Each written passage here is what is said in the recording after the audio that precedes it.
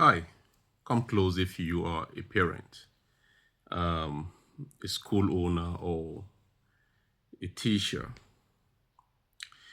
You see, those children in your schools or your homes who are struggling to learn, stop abusing them. Stop abusing them emotionally. Some of you go the extra length to even abuse them physically. You see, some of you adults watching this video today can relate.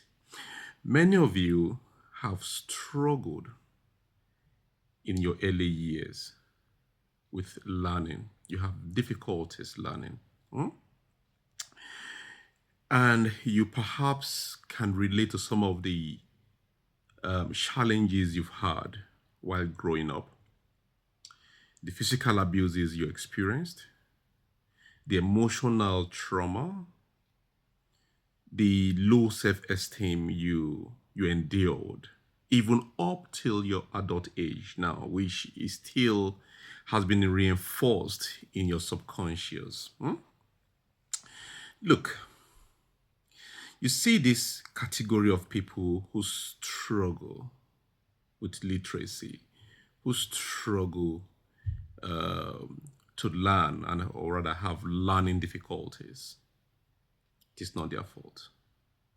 Some of you do everything, okay, especially parents, just because you want your child to learn and compete favorably with their peers.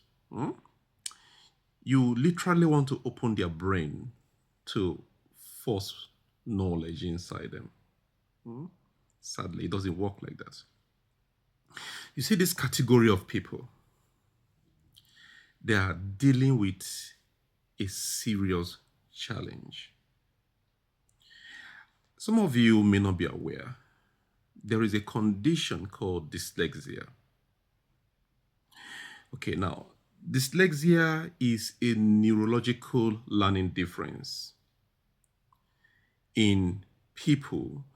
And when people have this particular condition, it impacts on their ability to spell, to read, to write, and even in some instances, to be able to communicate or to speak. And you would notice these things in children at very early age, particularly when they struggle to do the things, the literacy capacity of their peers, if they are not able to meet up with what is required for their age in terms of the ability to start learning, spelling, reading, and what have you. Okay, and that is when the symptoms and the challenges starts arising. And most African educational systems don't help with the what do you call it now, the grading systems which they have at the end of examinations that basically gives positions to pupils or students.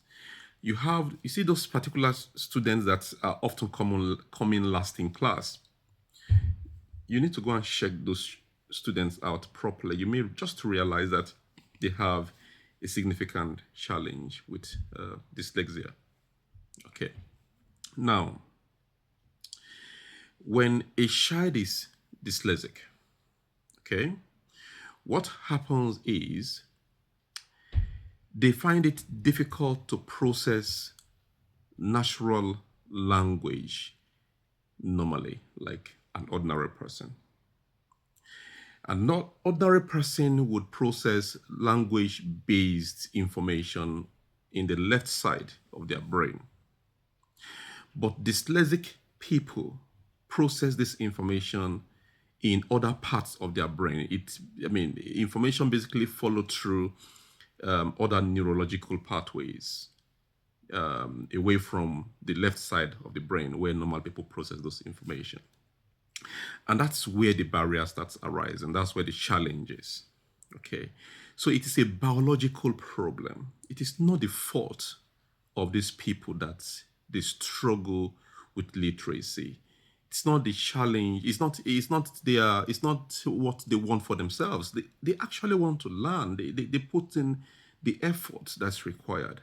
But you see, their brain work differently.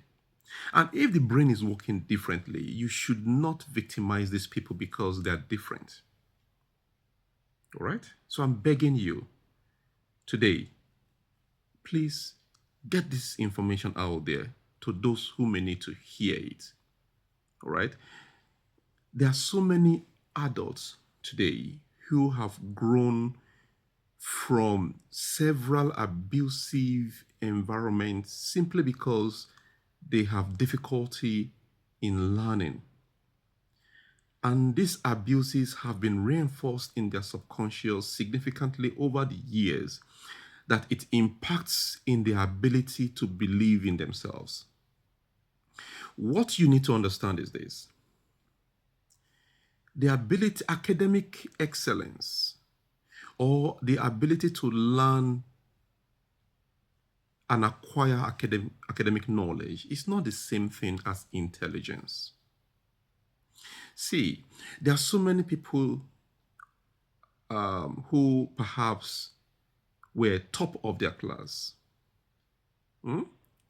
through primary school, secondary school, or even the university, who cannot compete when it comes to intelligent living, entrepreneurship, amongst others, in the wider world, with people who had significant challenges acquiring literary knowledge in school. So, your ability to learn should not be what defines your life outcomes. However, we tend to want to box ourselves into these imaginary cage that conditions the mind that if you don't do well in school, if you don't perform very well in school, then your outcomes in life is not guaranteed. No doubt. Because of the world we live in, it's important to be literate, to learn. Okay? But you need to also understand that the ability to learn is not in itself, it's not enough to determine a person's outcomes in life. And that's the point I want to make here. And you have so many people who have suffered and endured shame, endured, low self-esteem because, so many terrible remarks were made about them, about their inability to learn. And then you make unnecessary comparison with their peers or their friends, and you say, look at, look at Tony performing very well in class. Why are you coming last in class? And you make those sort of derogatory comments about a child. What you are doing, especially at that early age to that child, is that you are killing the child's ability to be intuitive, the child's ability to be to expand his intelligence. Okay, so basically you are compounding the problem for that child. You are building layers upon layers of problem on that child's mental capabilities, upon the child's subconscious and self-belief. Right? Look, I'll tell you this clearly. Some of you may not know, but Albert Einstein, one of the greatest scientists of all time, was dyslexic. Okay? Some of you may also don't know that one of the greatest entrepreneurs the world has ever seen, in Richard Branson, was dyslexic. And I have personally met a good number of people here in the UK who have had challenging times growing up and learning. Okay, and these people are living very good lives, very highly intelligent people. Okay, so please, I'm just trying to put this video out, and I encourage you to please pass this video on to those who may have need for them. that please, they need to stop the abuse. They need to stop the emotional trauma they're imposing on these people who have these challenges. And there are several ways we can support people with this condition to help them improve their chances for learning. Okay, unfortunately, I don't think most African countries have such environment that enables this sort of learning. But we need to start by ensuring that we develop the consciousness and help people to understand that it's a biological challenge and not the intention of these people not to learn. It is not laziness. Okay, this is the first video I'll be doing in this series that focuses on dyslexia and some other related one. Another one is the ADHD, which I'll talk about in some other videos. And we'll be looking at ways with which we can support, people can be supported, those who have this sort of condition. And please, I would love to hear your comments. I would love to hear your thoughts about this topic. I remain Dr. Ruben Ayeni, and please keep your comments coming. I hope to hear from you. Have a lovely evening.